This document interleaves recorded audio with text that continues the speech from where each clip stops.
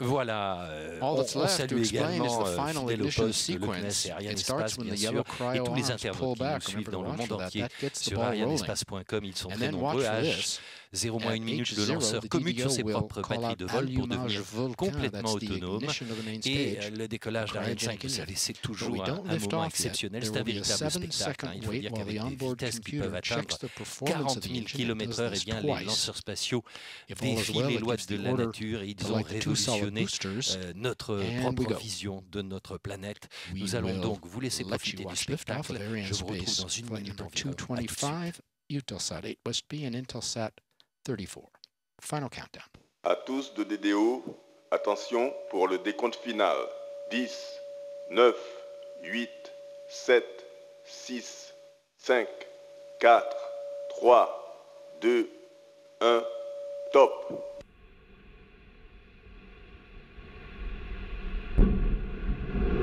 Allumage Vulcain. Allumage EAP, décollage.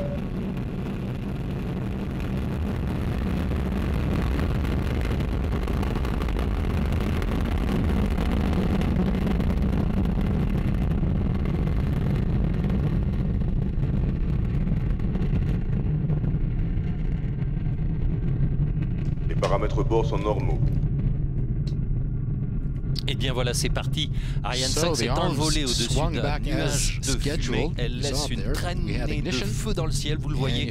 Ah, elle va passer dans les nuages, mais on continue à la suivre. Ce sillage lumineux, eh bien c'est la marque de la puissance, de la vitesse d'Ariane 5. 1200 tonnes de poussée, c'est fabuleux. Et ce sont les deux étages à poudre qui assurent 90% de la puissance du lanceur. Je crois qu'on a perdu avec nos caméras extérieures le lanceur à l'œil. Chaque EAP, chaque booster consomme 2 tonnes de propergol solide, 2 tonnes de poudre par seconde. Ces boosters sont réalisés en Guyane française grâce à Régulus et Europropulsion. À l'intérieur de ces deux boosters, une sorte de gomme, un mélange carburant. Et une fois allumé, eh bien, il ne peut plus être éteint. C'est la particularité des ergols solides. Vous le savez, le lanceur envoie en permanence des données pour qu'on puisse le situer. Et bien sûr, nous pouvons suivre sa trajectoire dans le ciel. Les paramètres bord sont normaux. Les paramètres bord sont normaux. On écoute le début, bien sûr, au passage. Alors, on va assez vite se séparer des deux boosters, des deux EAP, parce qu'ils vont très vite consommer chacun leurs 240 tonnes de propergol solide. Ils auront aidé Ariane 5 à échapper à la gravitation terrestre. Ils auront poussé un peu plus de 2 minutes. Et lorsqu'ils seront vides, on va se débarrasser de leur structure en acier. 36 tonnes de masse à vide chacun, 72 tonnes de moins. On va avoir quand on s'en sera séparé.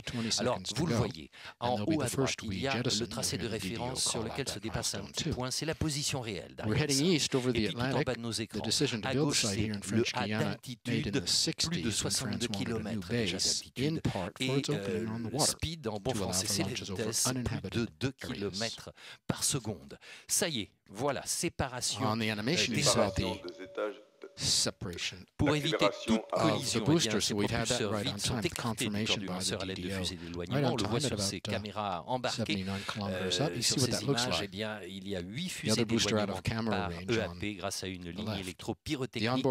Plus de EAP sur Ariane 5. Alors qu'on la suit quand même, vous voyez dans le bleu du ciel ce petit point lumineux, effectivement beaucoup moins lumineux, beaucoup moins voyant que la traînée de feu des boosters, mais c'est le moteur Vulcain 2, le Vulcain 2 qui continue à pousser avec l'étage principal. Alors tout au sommet, c'est la coiffe d'Ariane 5 qui améliore l'aérodynamique, qui protège les satellites. Mais on est déjà à plus de 100 km d'altitude, donc plus de frottement, plus de vibration, plus de risque pour nos passagers.